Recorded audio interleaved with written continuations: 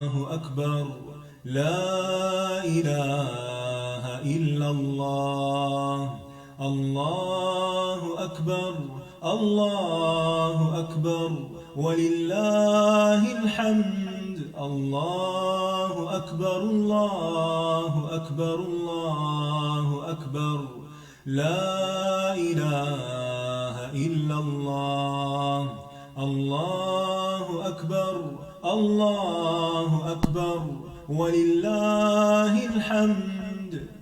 الله أكبر. الله أكبر. الله أكبر لا إله إلا الله. الله أكبر. الله أكبر ولله الحمد. السلام علیکم ورحمۃ اللہ وبرکاتہ، نحمدہ ونصلی علی رسولہ الکریم، اما بعد فاعوذ باللہ من الشیطان الرجیم، بسم اللہ الرحمن الرحیم، رب اشرح لی صدری ویسر لی امری واحلل عقدۃ من لسانی یفقہوا قولی۔ فخلف من بعدهم خلف أضاعوا الصلاة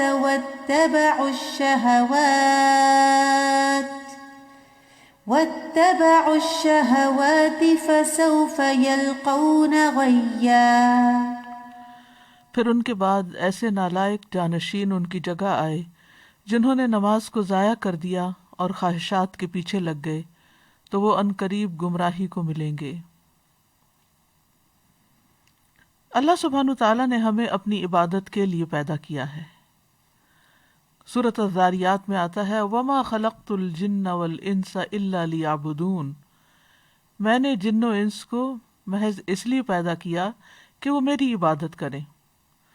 سورۃ البقرہ میں تمام انسانیت کو مخاطب کرتے ہوئے اللہ سبحانہ تعالیٰ فرماتے ہیں یا ایھا الناس اعبدوا ربکم الذی خلقکم والذین من قبلکم لعلکم تتقون، اے لوگو اپنے رب کی عبادت کرو جس نے تمہیں پیدا کیا اور ان کو بھی جو تم سے پہلے تھے، تاکہ تم بچ جاؤ۔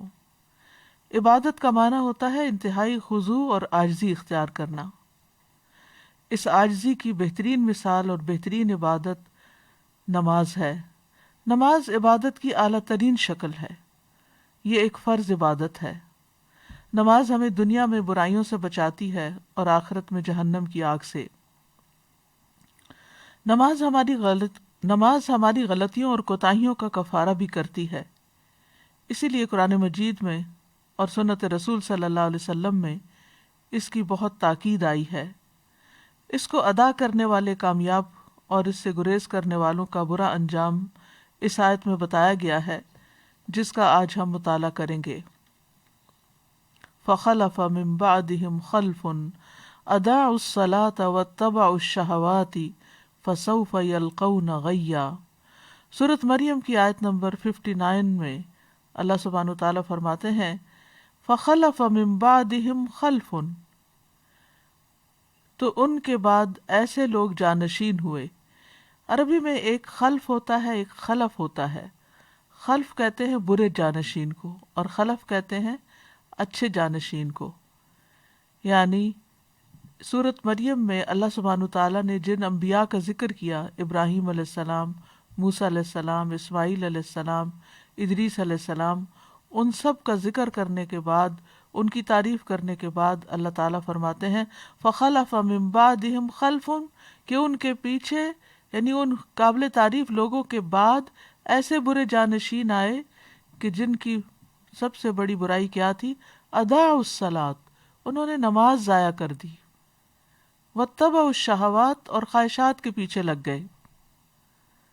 یعنی ان کے آباء و اجداد نیک تھے لیکن ان کی اولادوں نے نمازیں چھوڑ دی، ان کے ارکان یا پھر ان نمازوں کے ارکان و واجبات چھوڑ دیے، یا یہ کہ انہیں اپنے وقت سے تاخیر کے ساتھ پڑھا اور ایسے کام کیے کہ جس سے نماز کا پڑھنا اور نہ پڑھنا ایک ہی ہو گیا۔ ناخلف لوگوں کی یہاں جو صفات بیان کی گئی ہیں، جیسا کہ نبی صلی اللہ علیہ وسلم نے بھی فرمایا کہ ان کے بعد کچھ ایسے لوگ آئیں گے کہ وہ ایسی باتیں کریں گے جن پر وہ عمل نہیں کریں گے، اور وہ ایسے عمل کریں گے جن کا انہیں حکم نہیں دیا جائے گا۔ تو جو اپنے ہاتھ سے جہاد کرے وہ مومن ہے، جو اپنی زبان سے جہاد کرے تو وہ مومن ہے، جو اپنے دل سے جہاد کرے تو وہ مومن ہے، اور اگر یہ بھی نہ ہو تو خشخاش کے دانے برابر بھی ایمان نہیں رہتا۔ یعنی ایسے لوگوں کو سمجھانا چاہیے زبان سے بھی اور ہاتھ سے بھی، یعنی جیسے اپنے بچے ہیں اور وہ چھوٹے ہیں ابھی 10 سال کے بعد بھی اگر نماز نہیں پڑھتے تو جیسے کہ حدیث میں آتا ہے کہ ان کو مار بھی سکتے ہیں، تاکہ وہ اگر پیار محبت سے اور سمجھانے سے، واعظ نصیحت سے نہیں سمجھتے تو سختی سے سمجھیں، حتیٰ کہ نماز ان کی عادت ہو جائے اور پھر اس کے بعد زندگی میں وہ اس پر چلتے رہیں۔ تو بات یہ ہو رہی ہے کہ ان چنے ہوئے لوگوں، انعام یافتہ لوگوں کے بعد آنے والے برے اور شریر لوگوں کا فسق و فجور کیا ہے، کیا صفت ہے، کیا دلیل ہے کہ ادا الصلاۃ، انہوں نے نماز کو ضائع کر دیا، نماز کو چھوڑ دیا، یا یہ کہ شریعت کے مطابق اسے ادا نہیں کیا، اس میں سستی دکھائی، اس میں اہمال کیا، یعنی اسے نگلیکٹ کر دیا یا اس سے منع کر دیا۔ یہ لوگ اللہ سے ڈرنے والے لوگ نہیں تھے۔ مجاہد کہتے ہیں کہ اس سے مراد اس امت کے وہ لوگ ہیں جو راستوں میں جانوروں اور گدھوں کی طرح ایک دوسرے پر سوار ہوتے ہیں، نہ تو وہ آسمان میں اللہ سے ڈرتے ہیں اور نہ زمین میں لوگوں سے شرم کرتے ہیں۔ یعنی انہوں نے بے حیائی اور برائی کے طریقے اپنا لیے اور جس کام کے لیے انہیں پیدا کیا گیا تھا اس کام کو انہوں نے چھوڑ دیا۔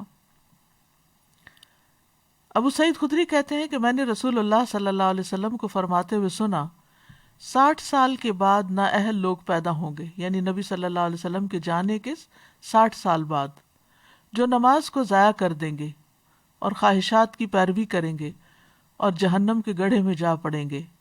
ان کے بعد ایسے لوگ جانشین ہوں گے جو قرآن تو پڑھیں گے لیکن وہ ان کے حلق سے نیچے نہیں اترے گا، یعنی صرف تجوید اور قرات کے ماہر ہوں گے لیکن وہ قرآن ان کے دلوں پر اثر نہیں کرے گا اور نہ ہی ان کے عمل میں آئے گا۔ اور قرآن کی قرات 3 طرح کے لوگ کرتے ہیں، نمبر 1 مومن، نمبر 2 منافق اور نمبر 3 فاجر۔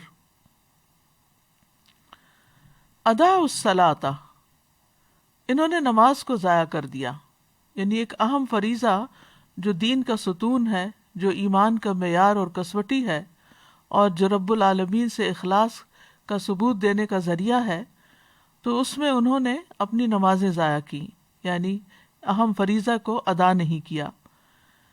تو بہت سے اہل علم یہ کہتے ہیں کہ یہاں اس سے مراد نماز پوری طرح چھوڑ دینا ہے، یعنی یہ وہ لوگ ہیں جو نمازیں چھوڑ دیتے ہیں۔ بعض اہل علم یہ کہتے ہیں کہ یہ وہ لوگ ہیں جو نمازوں کو اس کے آخری وقت تک مؤخر کر دیتے ہیں، یعنی پڑھ تو لیتے ہیں لیکن بے وقت کی پڑھتے ہیں۔ اور بعض کہتے ہیں کہ یہ وہ لوگ ہیں جو نمازوں کے اوقات ضائع کر دیتے ہیں، یعنی قضا کر کر کے پڑھتے ہیں۔ اور بعض نے یہ بھی کہا کہ یہ وہ لوگ ہیں جو ارکان اور واجبات کو ضائع کر دیتے ہیں، یعنی تم نماز کے سارے ارکان، شرائط وغیرہ پوری طرح ادا نہیں کرتے۔ حسن بصری کہتے ہیں کہ اس سے مراد وہ لوگ ہیں جنہوں نے مساجد کو بیکار اور خالی کر دیا اور کھیتی باڑی کو لازم کر لیا، یعنی دنیا کے کام کاج میں، دنیا کمانے میں ایسے مصروف ہوئے کہ نمازوں کو مسجد میں پڑھنے کی بجائے جہاں پڑھ سکے پڑھ لیا ورنہ نہ پڑھا۔ ابن مسعود اور ابراہیم کہتے ہیں کہ انہوں نے نماز کو اس کے وقت سے مؤخر کر دیا۔ سعید بن مسیب کہتے ہیں یہ وہ شخص ہے جو ظہر نہیں پڑھتا یہاں تک کہ عصر داخل ہو جاتی، عصر نہیں پڑھتا یہاں تک کہ سورج غروب ہو جاتا ہے۔ لوگوں نے ابن مسعود سے پوچھا کہ نماز کو ضائع کرنے کا مطلب کیا ہے، تو انہوں نے کہا اس سے مراد نماز کو اتنی دیر سے پڑھنا کہ وقت نکل جائے۔ تو ان لوگوں نے کہا ہم یہ سمجھتے تھے کہ نماز کو چھوڑ دینا اسے ترک کرنا ہے۔ تو انہوں نے کہا کہ اگر وہ نماز کو چھوڑ دیتے تو دین سے ہی نکل جاتے۔ نماز کو لیٹ کرنا بہرحال نفاق کی علامت ہے، جس کا حدیث میں بھی ذکر آیا ہے، اور سستی سے پڑھنا اور دکھاوے کی نماز پڑھنا اور اللہ کو کم یاد کرنا یہ منافقین کی نماز کی صفات ہیں۔ سورۃ النساء آیت 142 میں اللہ تعالیٰ فرماتے ہیں ان المنافقین युखादिऊन अल्लाह व हुवा खादिउहुम व इज़ा क़ामू इलस्सलाति क़ामू कुसाला युराऊन अन्नास व ला यज़कुरून अल्लाह इल्ला क़लीला। बेशक मुनाफिक लोग अल्लाह से धोखाबाजी कर रहे हैं, हालांकि वो उन्हें धोखा देने वाला है, और जब वो नमाज के लिए खड़े होते हैं तो सुस्त होकर खड़े होते हैं, यानी शौक से नहीं जाते नमाज की तरफ, खुशी से नहीं जाते, लोगों को दिखावा करते हैं और अल्लाह को बहुत कम याद करते हैं।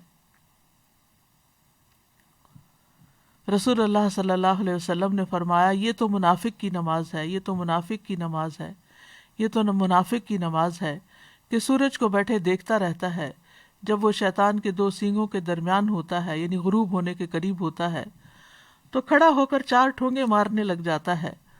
इसमें अल्लाह का जिक्र नहीं करता मगर बहुत थोड़ा, यानी अल्लाह को याद करने की बजाय वो इधर उधर की बातें सोचता रहता है, या बस नमाज को सर से उतारने की फिक्र करता है। रसूलुल्लाह सल्लल्लाहु अलैहि वसल्लम ने भी फरमाया कि बेशक मुनाफिकों पर सबसे ज़्यादा भारी नमाज इशा और फजर की नमाज है। दोनों आराम के वक्त हैं और नींद के वक्त हैं, इसलिए ऐसे औकात में उनको नमाज पढ़ना और मुश्किल लगता है। सईद बिन मुसैयब कहते हैं कि वो लोग हय्या अलस सलात हय्या अलल फलाह के अल्फाज सुनते हैं, तंदुरुस्त और सही सालिम होने के बावजूद नमाज पढ़ने नहीं जाते। अस्तगफिरुल्लाह, यानी आज़ान की आवाज़ आती है, इसके बावजूद भी वो उससे गफलत बरतते हैं। एक माना भी किया गया है कि ये उम्दगी से नमाज नहीं पढ़ते। अबू हुरैरा रज़ी अल्लाह अन्हु कहते हैं कि एक दिन आप सल्लल्लाहु अलैहि वसल्लम ने हमें नमाज पढ़ाई, फिर मुड़े और फरमाया, ए फलां, तुमने अपनी नमाज अच्छी तरह क्यों नहीं अदा की? क्या नमाजी को दिखाई नहीं देता जब वो नमाज पढ़ता है कि उसने किस तरह नमाज अदा की, हालांकि वो अपने ही लिए नमाज अदा करता है? तो फिर चाहिए कि अच्छे से अच्छे तरीके से अदा करे। इसी तरह एक माना ये भी है कि जल्दी जल्दी नमाज पढ़ना, बस सर से उतारने की कोशिश करना। हुज़ैफा रज़ी अल्लाह अन्हु कहते हैं, उन्होंने एक आदमी को नमाज पढ़ते हुए देखा, उसने नमाज में कमी की, यानी तेज तेज पढ़ रहा था, सही तरह से रुकू और सुजूद अदा नहीं कर रहा था। हुज़ैफा ने उससे कहा, तुम कितने अरसे से ऐसी नमाज अदा कर रहे हो? उसने कहा 40 साल से। तो उन्होंने कहा कि तुमने 40 साल से कोई नमाज नहीं पढ़ी, अगर तुम ऐसी ही नमाज पढ़ते मर जाते तो तुम मोहम्मद सल्लल्लाहु अलैहि वसल्लम की मिल्लत के अलावा ही मरोगे। फिर कहा, बेशक एक आदमी हल्की नमाज पढ़ने के बावजूद उसे मुकम्मल और अच्छे तरीके से अदा कर सकता है। तो असल मकसूद क्या है कि नमाज का फिर हक अदा किया जाए, इत्मीनान से नमाज के अरकान को अदा किया जाए। अबू हुरैरा कहते हैं कि रसूलुल्लाह सल्लल्लाहु अलैहि वसल्लम एक मरतबा मस्जिद तशरीफ ले गए। उसी वक्त एक शख्स आया और उसने नमाज पढ़ी। उसके बाद नबी सल्लल्लाहु अलैहि वसल्लम को सलाम किया। आपने सलाम का जवाब दिया और फरमाया कि वापस जाओ, नमाज पढ़ो, क्योंकि तुमने नमाज नहीं पढ़ी। वो लौट गया, उसने वैसे ही नमाज दोबारा पढ़ दी जैसे पहले पढ़ी थी। फिर आया और नबी सल्लल्लाहु अलैहि वसल्लम को सलाम किया। आपने फरमाया, वापस जाओ, नमाज पढ़ो, क्योंकि तुमने नमाज नहीं पढ़ी। इस तरह 3 मरतबा हुआ। फिर उसने कहा, उस जात की कसम जिसने आपको हक के साथ भेजा है, मैं इससे बेहतर नमाज अदा नहीं कर सकता, लिहाजा आप मुझे सिखा दीजिए। आपने फरमाया, जब तुम नमाज के लिए खड़े हो तो तकबीर कहो, इसके बाद जितना कुरान तुम्हें याद हो उसको पढ़ो, यानी सूरत फातिहा के बाद, फिर रुकू करो यहाँ तक कि इत्मीनान से रुकू करो, फिर सर उठाओ यहाँ तक कि सीधे खड़े हो जाओ, यहाँ तक कि इत्मीनान से, फिर सजदा करो यहाँ तक कि इत्मीनान से सजदा करो, फिर सर उठाओ यहाँ तक कि इत्मीनान से बैठ जाओ, और अपनी पूरी नमाज में इसी तरह करो। यानी हर रुकन इस तरह अदा करना चाहिए कि उसके बाद इंसान अपनी जगह पर ठहर जाए सुकून से, और फिर दोबारा अगला रुकन अदा करे। फिर इसी तरह रुकू और सुजूद में अगर कमर सीधी ना की जाए और बस थोड़ा सा झुका के सर उठा लिया जाए, तो आपने फरमाया वो नमाज काफ़ी ना होगी जिसमें आदमी अपनी पुश्त को रुकू और सुजूद में सजदा सीधा ना रखे। आप इमाम शाफी, इमाम अहमद और इसहाक कहते हैं, जो अपने रुकू और सजदे में अपनी पुश्त सीधी नहीं रखता, यानी स्ट्रेट नहीं होती, उसकी नमाज फासिद हो जाती है। इब्न कय्यम रहमतुल्लाह अलैह कहते हैं कि नमाज में ये 6 सिफात मुनाफिकों की अलामत है। नमाज की तरफ जाते वक्त सुस्ती का मुजाहरा करना, नमाज अदा करते हुए लोगों के लिए दिखावा करना, उसकी अदायगी में ताखीर करना, جلدی جلدی ٹھونگے مارنا، اس میں اللہ کا ذکر کم کرنا، اور با جماعت نماز سے پیچھے رہنا۔ تو خلاصہ یہ ہے کہ جو شخص وضو مکمل کرنے اور رکوع اور سجود کو مکمل کرنے کی حفاظت نہ کرے وہ نماز کی حفاظت کرنے والا نہیں ہوتا، اور جو نماز کی حفاظت نہیں کرتا گویا وہ اسے ضائع کر دیتا ہے، اور جو نماز کو ضائع کر دیتا ہے تو وہ باقی شریعت کے تمام احکامات کو بھی زیادہ ضائع کرنے والا ہوتا ہے۔ اور جو شخص نماز کی حفاظت کرتا ہے وہ اللہ کے دین کی حفاظت کرتا ہے، اللہ اس کے دین کی حفاظت کرتا ہے، اور جو نماز نہیں پڑھتا اس کا تو کوئی دین ہی نہیں ہوتا۔ ایسے لوگوں کی دوسری صفت کیا بتائی گئی؟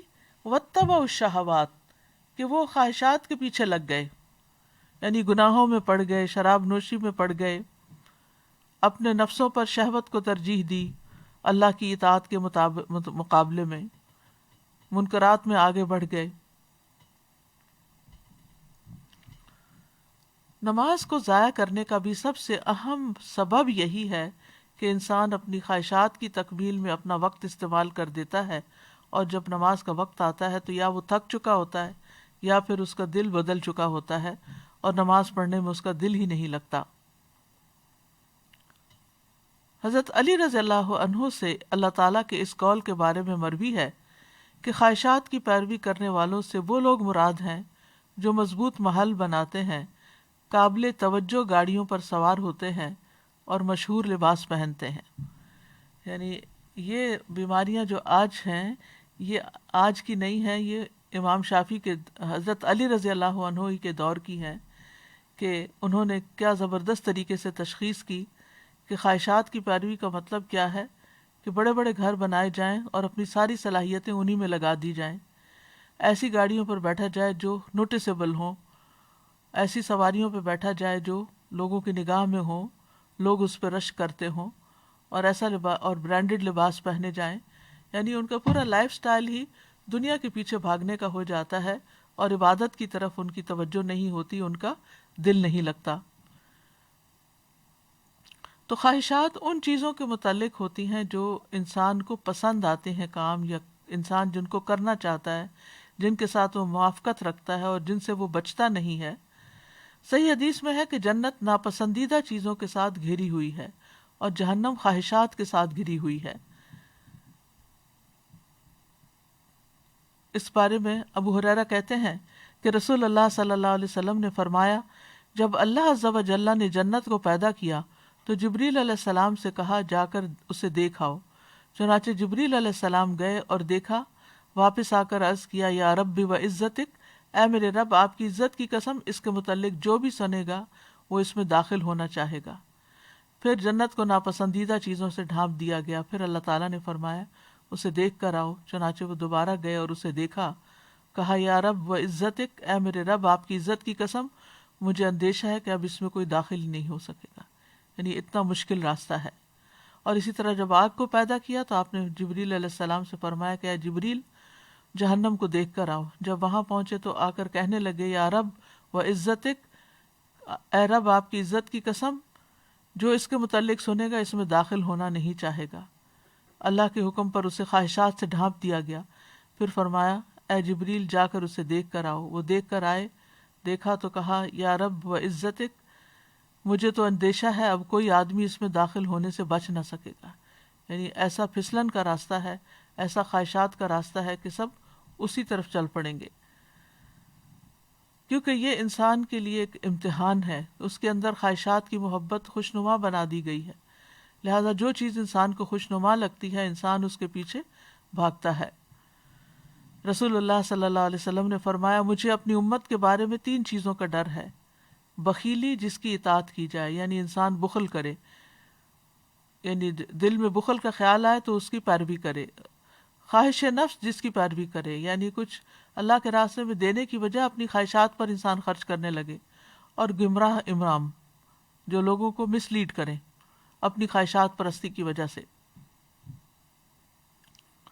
پھر اسی طرح اپنی مرضی کی زندگی گزارنا، یہ بھی گمراہی کا راستہ ہے۔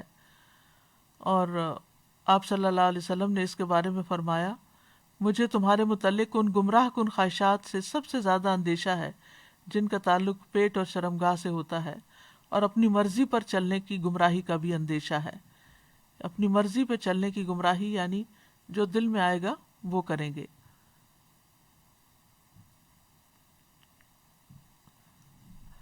اگر دیکھا جائے تو خواہش کی شدت جو ہے وہ ہر برائی کی جڑ ہے۔ قرآن مجید میں یہ جو آتا ہے وہ احضرت الانفس الشح، تو شح کا معنی یہ کیا گیا کہ کسی چیز میں شدید خواہش رکھنا اور اس کی حرص کرنا، اور یہی شح جو ہے یہ انسان کو پھر بہت سے برائیوں پر آمادہ کرتی ہے، خون ریزی پر، محرمات کو حلال سمجھنے پر۔ اسی طرح یہ ہے کہ خواہش پرستی جو ہے یہ غفلت کا ذریعہ ہے۔ آپ نے فرمایا کہ میں تمہارے فقر سے نہیں ڈرتا، لیکن اس بات سے ڈرتا ہوں کہ دنیا تم پر کشادہ کر دی جائے گی جیسے پہلے لوگوں پہ کی گئی تھی، تو تم ایک دوسرے سے آگے بڑھنے لگو گے جس طرح وہ ایک دوسرے سے آگے بڑھنے لگے، اور وہ تمہیں غافل کر دے جس طرح ان لوگوں کو غافل کر دیا تھا۔ خواہش پرستی سے انسان اللہ کے ذکر سے غافل ہو جاتا ہے۔ اللہ تعالیٰ فرماتے ہیں یا ایھا الذین آمنوا لا تلہکم اموالکم ولا اولادکم عن ذکر اللہ، اے ایمان والو تمہیں اموال اور تمہاری اولاد تمہیں اللہ کے یاد سے غافل نہ کریں، اور جو ایسا کریں گے وہی خسارہ اٹھانے والے ہیں۔ یعنی انسان کی عام طور پر خواہش مال کی ہوتی ہے، اولاد کی ہوتی ہے، پھر آگے جا کر انسان ان چیزوں میں اتنا محو ہو جاتا ہے، اتنا ان سے راضی ہو جاتا ہے کہ اللہ کی یاد سے ہی غافل ہو جاتا ہے۔ یعنی ان چیزوں کے نہ ہونے پر جس طرح وہ رب کو پکارتا تھا، ان کے ملنے کے بعد وہ رب کو اس طرح نہیں پکارتا۔ تو جب انسان خواہشات کی پیروی کرنے لگتا ہے تو وہ فرائض سے غافل ہو جاتا ہے، اور پھر خواہش پرستی کے احکامات کو یعنی ان کے یہ احکامات ایسے ہیں کہ خواہش پرستی ایسی چیز ہے کہ جو اللہ سبحانہ تعالیٰ کے احکامات کو بوجھ بنا کے رکھ دیتی ہے۔ عبداللہ ابن عمر کہتے ہیں میں نے نبی صلی اللہ علیہ وسلم کو فرماتے ہوئے سنا کتنے ہی لوگ ایسے ہیں جو اپنی خواہش نفس کو پورا کرنے میں لگ جاتے ہیں، یعنی پھر اپنے مراد یہ ہے کہ اپنے فرائض کو بھول جاتے ہیں، اپنی ذمہ داریاں بھول جاتے ہیں، ان کے لیے قیامت کے دن جہنم کے سوا کچھ نہ ہوگا۔ لیکن جو شخص خواہش پر نماز کو ترجیح دے تو اس کی فضیلت بھی بیان کی گئی ہے۔ حدیث میں آتا ہے اللہ تعالیٰ 3 قسم کے آدمیوں سے محبت کرتا ہے، ان پہ ہنستا ہے، ان سے خوش ہوتا ہے۔ ان میں سے ایک وہ جس کی بیوی خوبصورت ہو، اس کے پاس بہترین نرم بستر ہو، لیکن پھر بھی وہ قیام کرنے کے لیے رات کو کھڑا ہو جاتا ہے، یعنی خواہشات چھوڑ کر اللہ کے حضور کھڑا ہو جاتا ہے۔ اللہ تعالیٰ کہتے ہیں میرے بندے نے اپنی شہوت کو ترک کر دیا اور میرا ذکر کر رہا ہے، مجھ سے سرگوشی کر رہا ہے، اگر یہ چاہتا تو سو بھی سکتا تھا۔ تو ان کا انجام کیا بتایا گیا؟ فسوف یلقون غیا، تو عنقریب یہ بھٹک جائیں گے، یعنی نمازوں کو ضائع کرنے والے، خواہشات کی پیروی کرنے والے آخرت میں خسارے اور شر کا سامنا کریں گے، کیونکہ دنیا میں یہ گمراہ ہو گئے اور صراط مستقیم سے بھٹک گئے۔ غیہ کی تفسیر کرتے ہوئے بعض اہل علم کہتے ہیں کہ یہ جہنم کی وادی ہے، اور اس بارے میں جو آثار ہیں وہ یہ ابن جریر نے یہی موقف اختیار کیا کہ غی جہنم کی ایک وادی ہے۔ عربی زبان میں غی کا لفظ جو ہے رشد کے مقابلے میں آتا ہے، بھلائی کے مقابلے میں۔ لا اکراہ فی الدین قد تبین الرشد من الغی، دین میں کوئی زبردستی نہیں، بلا شبہ ہدایت گمراہی سے صاف واضح ہو چکی ہے۔ شر اور گمراہی کو بھی غی کہا جاتا ہے، شر اور گمراہی کے لیے بھی لفظ غی استعمال ہوتا ہے۔ تو جو شخص گمراہ ہوتا ہے وہ بھلائی پر نہیں ہوتا، یعنی جو شخص گمراہ ہوتا ہے وہ بھلائی پر نہیں ہوتا، اور جو بھلائی کا راستہ چھوڑ دیتا ہے تو پھر یہ چیز اس کو عذاب تک پہنچا دیتی ہے۔ اسی لیے بعض اہل علم نے غی سے مراد صرف بھٹکنا نہیں لیا، بلکہ بھٹکنے کا جو انجام ہے جہنم کی صورت میں وہ بھی مراد لیا ہے۔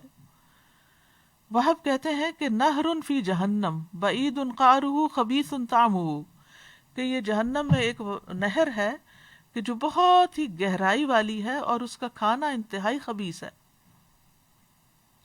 ابن عباس کہتے ہیں الغی واد فی جہنم، کہ یہ جہنم میں وادی ہے، یعنی کہ غی جہنم کی وادیاں ہیں۔ ابن عباس کا قول ہے یہ کہ ان کی گرمی سے پناہ مانگنی چاہیے، جو کہ زنا پہ اصرار کرنے والے، عادی شراب پینے والے، سود کھانے والے اور اس سے باز نہ آنے والے، اور والدین کی نافرمانی کرنے والے اور جھوٹی گواہی دینے والوں کے لیے ہیں۔ عطا کہتے ہیں الغی سے مراد وادن فی جہنم یسیل قیحا و دمن، یہ جہنم کی ایسی وادی ہے کہ جس میں پیپ اور خون بہتا ہے۔ کعب کہتے ہیں ہوا وادن فی جہنم ابعدها قعرا وشد حرا، کہ یہ جہنم میں ایسی وادی ہے کہ جو بہت دور گہری ہے اور بہت سخت گرم ہے۔ ابن مسعود کہتے ہیں کہ جہنم کی ایک وادی ہے جس کی گہرائی بہت لمبی ہے اور اس کی خوراک بہت بری ہے۔ تو اس آیت سے ہمیں خاص طور پر نماز کی اہمیت کا پتہ چلتا ہے، کیونکہ انسان اللہ کی عبادت کے لیے پیدا کیا گیا، اس مقصد کے لیے پیدا کیا گیا، لہٰذا جب تک یہ مقصد پورا نہیں کرتا اس کا چھٹکارا نہیں ہو سکتا۔ کائنات کی تمام مخلوقات جو ہیں وہ اللہ سبحانہ تعالیٰ کی تسبیح کرتی ہیں، اس کی نماز پڑھتی ہیں۔ سورۃ نور میں آتا ہے الم تر ان اللہ یسبح لہ من فی السماوات والارض والطیر صافات کل قد علم صلاتہ وتسبیحہ واللہ علیم بما یفعلون، کیا تم دیکھتے نہیں کہ آسمانوں اور زمین میں جو کچھ ہے اور فضا میں پر پھیلائے ہوئے پرندے بھی، یہ سب اللہ کی تسبیح کر رہے ہیں۔ مخلوق کو اپنی نماز اور تسبیح کا طریقہ معلوم ہے، ہر مخلوق کو اپنی نماز کا طریقہ معلوم ہے، گویا ساری مخلوق پر ہے یہ نماز، اور طریقہ ان کا الگ ہے اور ہر ایک کا طریقہ الگ ہے، وہ ان کو خود پتہ ہے کہ کیا کرنا ہے، اور جو کچھ وہ کرتے ہیں اللہ سب کچھ جانتا ہے۔ ساری مخلوق اللہ کے آگے سجدہ ریز ہے۔ وَلِلَّهِ يَسْجُدُ مَن فِي السَّمَاوَاتِ وَالْأَرْضِ، آسمان و زمین میں جتنی بھی چیزیں ہیں خوشی اور ناخوشی سے اللہ کو سجدہ کر رہی ہیں۔ تمام انبیاء کی طرف نماز کی وحی کی گئی۔ وَجَعَلْنَاهُمْ أَئِمَّةً يَهْدُونَ بِأَمْرِنَا وَأَوْحَيْنَا إِلَيْهِمْ فِعْلَ الْخَيْرَاتِ وَإِقَامَ الصَّلَاةِ وَإِيتَاءَ الزَّكَاةِ وَكَانُوا لَنَا عَابِدِينَ، اور ہم نے انہیں ایسے پیشوا بنایا جو ہمارے حکم کے ساتھ رہنمائی کرتے تھے، اور ہم نے ان کی طرف نیکیاں کرنے اور نماز قائم کرنے اور زکوٰۃ ادا کرنے کی وحی بھیجی، اور وہ صرف ہماری عبادت کرنے والے تھے۔ تو اس سے کیا پتہ چلتا ہے کہ تمام انبیاء کو یہ حکم دیا گیا۔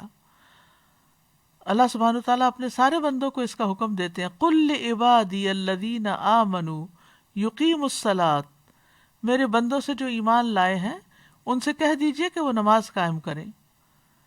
اور پھر نمازوں کی حفاظت کا حکم بھی دیا گیا۔ سچے ایمان والوں کی صفت یہ بتائی گئی، الذین یقیمون الصلاۃ ومما رزقناہم ینفقون اولئک ھم المؤمنون حقا، وہ لوگ جو نماز قائم کرتے ہیں اور اس میں سے جو ہم نے انہیں دیا وہ خرچ کرتے ہیں، یہی لوگ سچے مومن ہیں۔ یعنی ان کی سچائی ان دو چیزوں سے ثابت ہوتی ہے، ایمان تو لے آئے اور اس کے بعد یقیمون الصلاۃ، اور پھر وہ مما رزقناہم ینفقون۔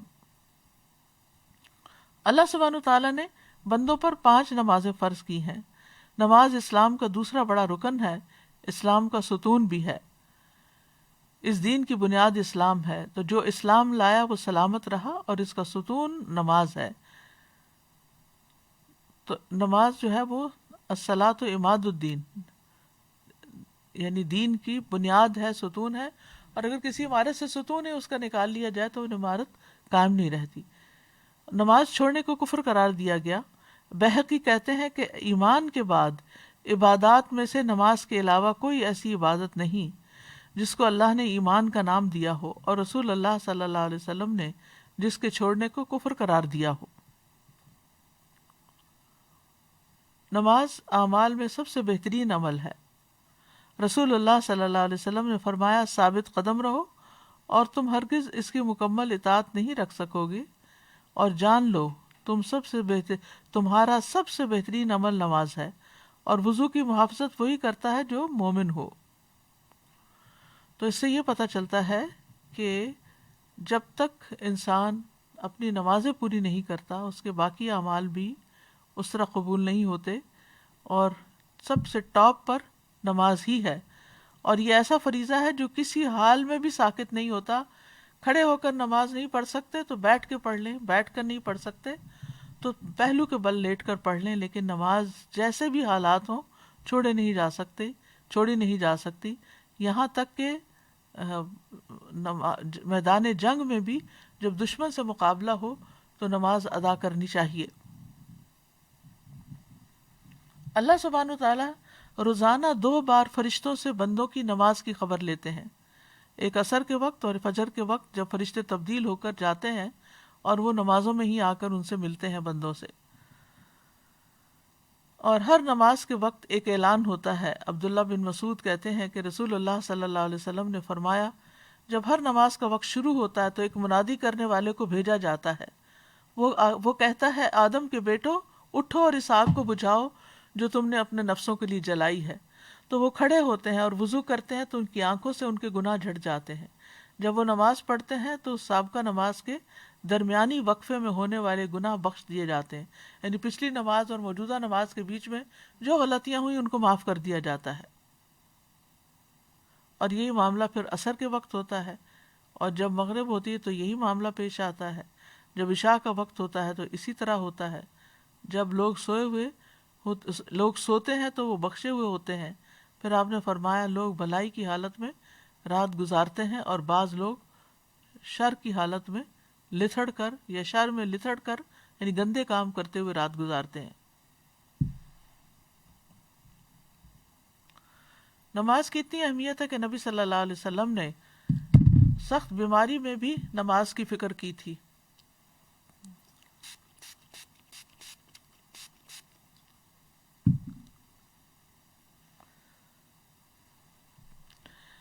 عبید اللہ بن عبداللہ سے روایت ہے، وہ کہتے ہیں کہ ایک مرتبہ میں عائشہ رضی اللہ عنہا کی خدمت میں حاضر ہوا اور میں نے عرض کیا کہ آپ مجھے رسول اللہ صلی اللہ علیہ وسلم کے مرض الوفات کے بارے میں کچھ بتائیں گی؟ انہوں نے کہا کیوں نہیں۔ رسول اللہ صلی اللہ علیہ وسلم کی طبیعت جب بجھل ہوئی تو آپ نے پوچھا کیا لوگ نماز پڑھ چکے ہیں؟ ہم نے کہا نہیں یا رسول اللہ، وہ آپ کا انتظار کر رہے ہیں۔ آپ نے فرمایا میرے لیے ایک ٹب میں پانی رکھو۔ ہم نے ایسا ہی کیا۔ آپ نے غسل کیا اور جانے کے لیے کھڑے ہونے ہی لگے تھے کہ آپ پہ بے ہوشی طاری ہو گئی۔ جب افاقہ ہوا پھر یہی سوال پوچھا کیا لوگ نماز پڑھ چکے ہیں؟ ہم نے کہا نہیں یا رسول اللہ، وہ آپ کا انتظار کر رہے ہیں۔ آپ نے فرمایا میرے لیے ٹب میں پانی رکھو۔ آپ نہا کر جانے کے لیے کھڑے ہی ہونے لگے تھے کہ آپ پہ بے ہوشی طاری ہو گئی۔ حضرت عائشہ کہتی ہیں کہ لوگ نماز عشاء کے لیے مسجد میں بیٹھے آپ کا انتظار کر رہے تھے، تو آپ نے ابو بکر کے پاس یہ پیغام بھیجا کہ آپ لوگوں کو نماز پڑھا دیں۔ چنانچہ ان دنوں میں ابو بکر لوگوں کو نماز پڑھاتے رہے۔ ایک دن حضور صلی اللہ علیہ وسلم کو اپنے مرض میں کچھ تخفیف محسوس ہوئی تو آپ ظہر کی نماز کے وقت 2 آدمیوں کے درمیان نکلے جن میں سے ایک عباس تھے۔ ابو بکر نے جب آپ کو دیکھا تو پیچھے ہٹنے لگے۔ آپ نے انہیں اشارہ کیا کہ پیچھے نہ ہٹیں اور اپنے ساتھ آنے والے ساتھیوں کو حکم دیا، تو انہوں نے آپ صلی اللہ علیہ وسلم کو ابو بکر کے پہلو میں بٹھا دیا۔ ابو بکر کھڑے ہو کر نماز پڑھتے رہے اور رسول اللہ صلی اللہ علیہ وسلم بیٹھ کر نماز پڑھنے لگے۔ تو اس سے آپ اندازہ لگائیں کہ نبی صلی اللہ علیہ وسلم پر کتنی تکلیف تھی، کیسی شدت تھی، لیکن پھر بھی آپ اپنے اس فریضے کو نہیں بھولے، حالانکہ بیمار کے لیے تو بہت سی رخصتیں ہیں۔ حضرت علی کہتے ہیں کہ رسول اللہ صلی اللہ علیہ وسلم کا آخری کلام تھا الصلاۃ الصلاۃ اتقوا اللہ فیما ملکت ایمانکم، نماز کی حفاظت کرو، نماز کی حفاظت کرو اور اپنے غلاموں کے بارے میں اللہ سے ڈرو۔ نبی صلی اللہ علیہ وسلم کی آخری وصیت بھی تھی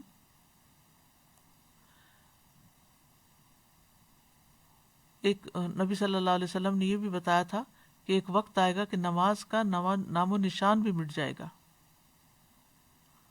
آپ نے فرمایا کپڑے کے بیل بوٹوں کی طرح اسلام مٹتا جائے گا، حتیٰ کہ انہیں یہ بھی معلوم نہ ہوگا کہ نماز، روزہ، قربانی اور صدقہ کیا ہوتے ہیں۔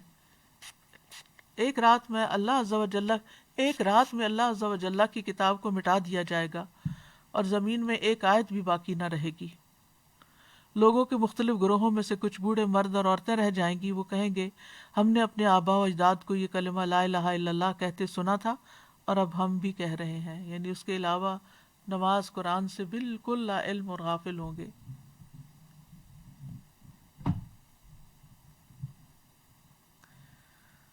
قبر میں جا کر ہوئی بندے کی حسرت کیا ہوگی؟ نبی صلی اللہ علیہ وسلم ایک قبر کے پاس سے گزرے، حال ہی میں اس میت کو دفن کیا گیا تھا، تو آپ نے فرمایا 2 رکعتیں ہلکی سی ہوتی ہیں اور تم لوگ انہیں حقیر اور زائد سمجھتے ہو، لیکن وہ 2 رکعتیں اگر یہ صاحب قبر اپنے عمل میں زیادہ کر لیتا تو اس کی نظر میں تمہاری تمام باقی دنیا سے بھی اسے زیادہ محبوب ہوتی۔ لیکن ہم کتنے آرام سے نفل چھوڑ دیتے ہیں، نفل کیا سنت چھوڑ دیتے ہیں، ہمارے بندے بس فرض پڑھ کے کھڑے ہو جاتے ہیں۔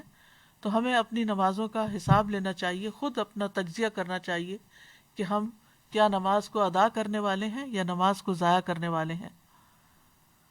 اور ضائع کرنے میں تاخیر سے پڑھنا بھی مراد ہے، تو وقت پر نماز پڑھنی چاہیے، کیونکہ قرآن مجید میں آتا ہے ان الصلاۃ کانت علی المؤمنین کتابا موقوتا، بے شک نماز ایمان والوں پر ہمیشہ سے ایسا فریضہ ہے جس کا وقت مقرر کیا ہوا ہے۔ عبداللہ بن مسعود کہتے ہیں میں نے نبی صلی اللہ علیہ وسلم سے عرض کیا اللہ کو کون سا عمل زیادہ پسند ہے؟ آپ نے فرمایا نماز کو اس کے وقت پر ادا کرنا، یعنی جب ٹائم داخل ہو جائے تو پھر نماز کی طرف دوڑیں، اور جو نماز کو وقت پر ادا کرے گا، پابندی سے ادا کرے گا، اس کا اللہ تعالیٰ کا اس سے کیا وعدہ ہے کہ اللہ تعالیٰ اس کو جنت میں داخل کرے گا۔ عبداللہ بن مسعود کہتے ہیں کہ رسول اللہ صلی اللہ علیہ وسلم ہر نماز اس کے وقت پر پڑھتے تھے، مگر مزدلفہ اور عرفہ میں جمع کیا کرتے تھے۔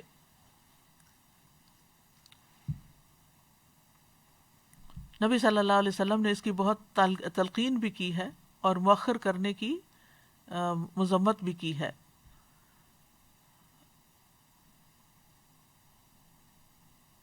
صحابہ کے بارے میں آتا ہے کہ نمازوں کو ضائع ہوتے دیکھ کر وہ روتے تھے۔ امام زہری کہتے ہیں میں دمشق میں انس بن مالک کی خدمت میں گیا، آپ اس وقت رو رہے تھے۔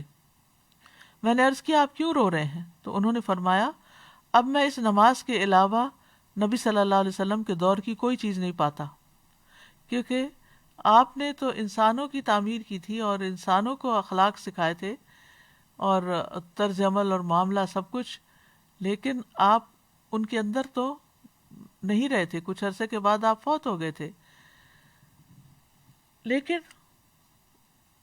اس کے بعد یعنی دنیا کے یعنی اس وقت ان کے پاس دنیاوی مال و اسباب نہیں تھے، یہی عبادتیں تھیں، اخلاق تھے، اچھے معاملات تھے، اچھی ڈیلنگز تھی۔ تو بعد میں وہ کہتے ہیں کہ میں نبی صلی اللہ علیہ وسلم کے دور کی اب کوئی چیز نہیں پاتا سوائے نماز کے، اور اب اس نماز کو بھی ضائع کر دیا گیا ہے، یعنی تاخیر سے پڑھنے کی وجہ سے۔ تو اگر انسان نماز پڑھتا ہے تو اس کو اللہ کی رحمت بھی ملتی ہے، کامیابی بھی ملتی ہے۔ قد افلح المؤمنون الذین هم فی صلاتهم خاشعون، اللہ کی رحمت سورۃ النور میں آتا ہے وَأَقِیمُوا الصَّلَاةَ وَآتُوا الزَّکَاةَ وَأَطِیعُوا اللَّهَ لَعَلَّکُمْ تُرْحَمُونَ، اور نماز قائم کرو اور زکوٰۃ ادا کرو اور رسول کا حکم مانو تاکہ تم رحم کیے جاؤ۔ نبی صلی اللہ علیہ وسلم نے فرمایا جب تم میں سے کوئی آدمی نماز کے لیے کھڑا ہوتا ہے تو اللہ کی رحمت اس کی طرف متوجہ ہو جاتی ہے۔ اسی لیے آپ کو جب کوئی پریشانی ہوتی تھی آپ فوراً نماز کی طرف لپکتے تھے۔ جو شخص نماز کے بعد اپنی جائے نماز پر بیٹھا رہتا ہے تو فرشتے اس پر صلات پڑھتے رہتے ہیں، اور فرشتوں کی ان پر صلات یہ ہے اللہم اغفر لہ اللہم ارحمہ اللہم اغفر لہ اللہم ارحمہ، اے اللہ اسے بخش دے، اے اللہ اس پر رحم فرما۔ اگر وہ آگے بیٹھ کر اگلی صف میں نماز کا انتظار کرے تو فرشتے بھی اس پر صلات بھیجتے ہیں، اور ان کی صلات کیا ہے اللہم اغفر لہ اللہم ارحمہ۔ پھر یہ کہ نماز پڑھنے سے خوف اور غم کو نجات ملتی ہے، پھر اللہ کی مدد آتی ہے۔ اسی لیے تمام انبیاء جب کوئی مسئلہ درپیش ہوتا تھا تو مل کر نماز پڑھنے لگتے تھے، یعنی نفل نماز، پھر اللہ کی حفاظت ملتی ہے۔ آپ نے فرمایا من صلی الصبح فہو فی ذمۃ اللہ، جو صبح کی نماز پڑھتا ہے وہ اللہ کے ذمے میں ہے، یعنی اللہ تعالیٰ کی اس کو حفاظت حاصل ہوگی۔ نماز صحت اور تندرستی کا سبب بھی ہے۔ حشاش بشاش ہونا اور خوش مزاجی حاصل ہونا نماز ہی سے حاصل ہوتی ہے۔ ابن القیم کہتے ہیں اللہ کا ذکر کرنا، اس کی طرف متوجہ ہونا، اس کی طرف رجوع کرنا اور مدد لینے کے لیے جانا، نماز کی طرف جانا، کتنے ہی ان میں سے ایسے بیمار ہیں جنہیں شفا دے دی گئی اور کتنے ہی بیماروں کو عافیت دے دی گئی۔ یعنی نماز کا ایک فائدہ کیا ہوا کہ نماز پڑھنے سے وہ بیمار ہی نہیں ہوئے۔ ظاہر ہے وضو کر کے انسان سارے جراثیم سے پاک ہوتا ہے، پھر نماز ادا کرتا ہے، وہ ایک ایکسرسائز بھی ہے، اس میں اللہ کا ذکر بھی ہے، وہ ایک روحانی ٹانک بھی ہے۔ اور تو جو بیمار تھے ان کو شفا ہو گئی اور کتنے ہی بیماروں کو عافیت دے دی گئی، یعنی وہ اس مصیبت سے بچ گئے۔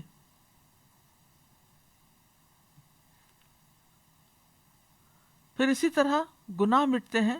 وَأَقِمِ الصَّلَاةَ طَرَفَيِ النَّهَارِ وَزُلَفًا مِّنَ اللَّيْلِ وَأَقِمِ الصَّلَاةَ طَرَفَيِ النَّهَارِ وَزُلَفًا مِّنَ اللَّيْلِ إِنَّ الْحَسَنَاتِ يُذْهِبْنَ السَّيِّئَاتِ ذَلِكَ ذِكْرَىٰ لِلذَّاكِرِينَ، اور دن کے ان دونوں سروں پر اور کچھ رات گزرنے پر نماز قائم کرو، بلا شبہ نیکیاں برائیوں کو دور کر دیتی ہیں۔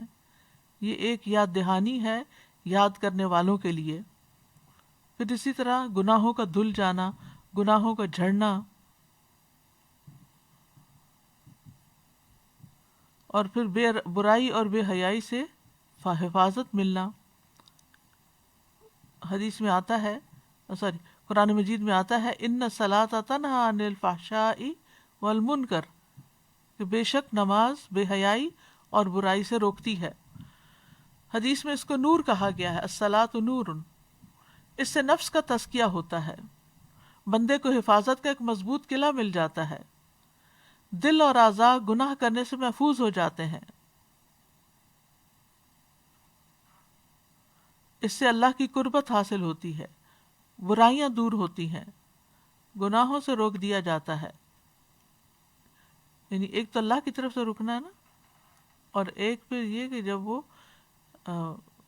حساب لیتا ہے تو پھر اس معنی میں بھی۔ پھر غیر اخلاقی بیماریوں سے بچا جا سکتا ہے، بری صفات اس سے ختم ہوتی ہیں، فتنوں کا کفارہ ہوتا ہے۔ آخرت میں نمازوں پر ڈھیروں اجر ملے گا، اللہ تعالیٰ نماز پڑھنے والوں کا اجر ضائع نہیں کرے گا۔ والذین یمسکون بالکتاب واقاموا الصلاۃ انا لا نضیع اجر المصلحین، اور جو لوگ کتاب کو مضبوطی سے پکڑتے ہیں اور انہوں نے نماز قائم کی، یقیناً ہم اصلاح کرنے والوں کا اجر ضائع نہیں کیا کرتے۔ تو اس سے کیا پتہ چلتا ہے کہ جو کتاب کو تھامے رکھے اور نماز ادا کرے تو اس کی زندگی میں یعنی دنیا میں بھی فائدہ ہوگا اور ان کا اجر بھی ضائع نہ ہوگا۔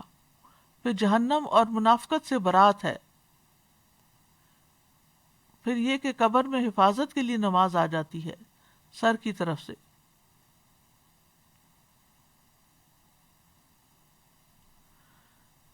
پھر اسی طرح قیامت کے دن چمکدار نور ملے گا۔ رسول اللہ صلی اللہ علیہ وسلم نے فرمایا، جو لوگ اندھیروں میں مسجدوں کی طرف جاتے ہیں اللہ ان کے لیے قیامت کے دن چمکدار نور کے ساتھ روشنی کرے گا۔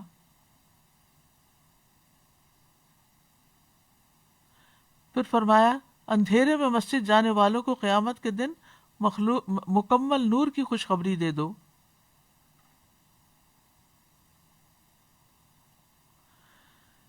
یہ قیامت کے دن آنکھیں ٹھنڈی کرنے کا باعث بھی ہوگا۔ سجدے اور وضو کی وجہ سے اعضاء چمک رہے ہوں گے نمازیوں کے۔ قیامت کے دن برہان اور نتیجہ ہے، یعنی نجات کا ذریعہ ہے۔ قیامت کے دن برہان اور نجات کا ذریعہ ہے نماز۔ نبی صلی اللہ علیہ وسلم کے ساتھ اگر یعنی کہ آپ کی ملاقات اور آپ کی صحبت چاہے قیامت کے دن تو کثرت سجود کا آپ نے حکم دیا. سجدے کے نشانات پر آگ حرام ہے. نمازی کو جنت میں داخل کرنا اللہ پر حق ہے. نماز جنت میں لے جانے کا باعث ہے.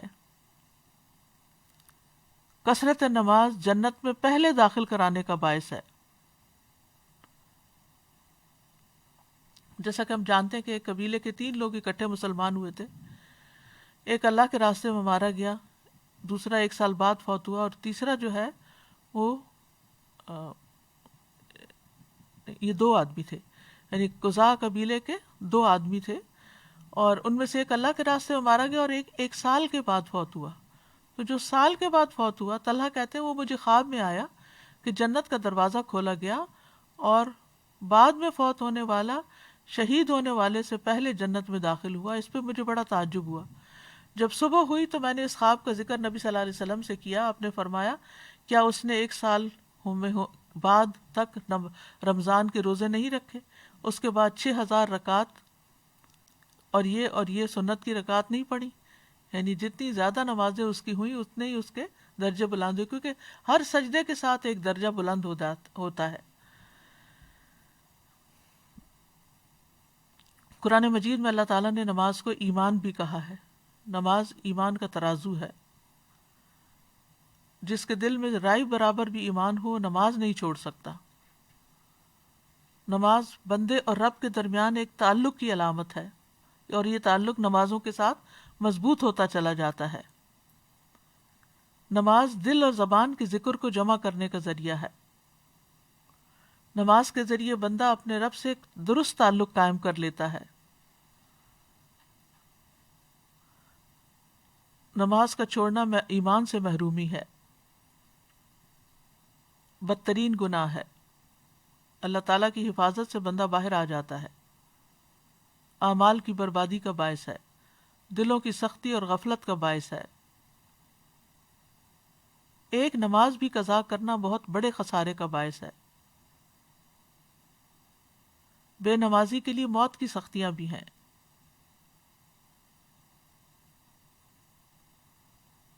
نماز چھوڑنا اہل جہنم کی صفت ہے. جب ان سے پوچھا جائے گا ما سلککم فی سقر قالوا لم نک من المصلین، جنت والے جہنم والوں سے پوچھیں گے تمہیں کیا چیز دوزخ میں لے گئی؟ وہ کہیں گے ہم نماز ادا نہیں کیا کرتے تھے، یعنی نماز نہیں پڑھتے تھے. تو اپنے لیے اور ہمیں دعا بھی کرنی چاہیے، اپنے لیے بھی اور اپنی اولاد کے لیے بھی، کہ ہم نمازوں پر قائم رہیں. رب اجعلنی مقیم الصلاۃ ومن ذریتی ربنا وتقبل دعا. اور خواہشات سے بچنے کے لیے بھی دعا ہے، اللہم انی اعوذ بک من منکرات الاخلاق والاعمال والاہواء. اور ایک اور بھی، اللہم انی اعوذ بک من منکرات الاخلاق والاعمال والاہواء. اے اللہ میں تجھ سے برے اخلاق، برے اعمال اور بری خواہشات سے پناہ مانگتا ہوں.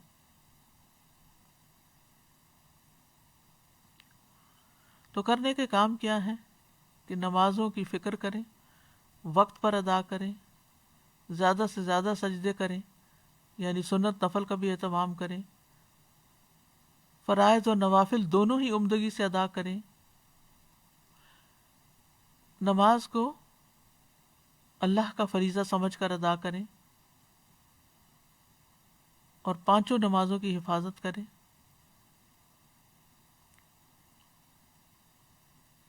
دنیا کے کاموں کی وجہ سے نمازوں سے غافل نہ ہوں.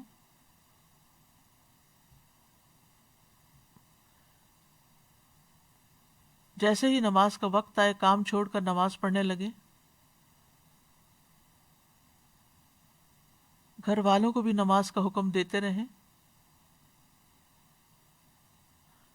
بچوں کو بھی سب سے پہلے اسلام کا یہی حکم سکھائیں اور اس کے بارے میں اس طرح ایکسپلین کریں کہ وہ ساری زندگی نماز نہ چھوڑ سکیں. اللہ تعالیٰ سے دعا ہے کہ اللہ تعالیٰ ہمیں نمازوں کی حفاظت کرنے کی توفیق عطا فرمائے. وآخر دعوانا ان الحمد للہ رب العالمین. سبحانک اللہم وبحمدک اشہد ان لا الہ الا انت استغفرک واتوب الیک.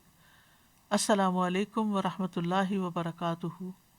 الله أكبر الله أكبر الله أكبر لا إله إلا الله الله أكبر الله أكبر ولله الحمد الله أكبر الله أكبر الله أكبر لا إله إلا الله الله أكبر الله أكبر ولله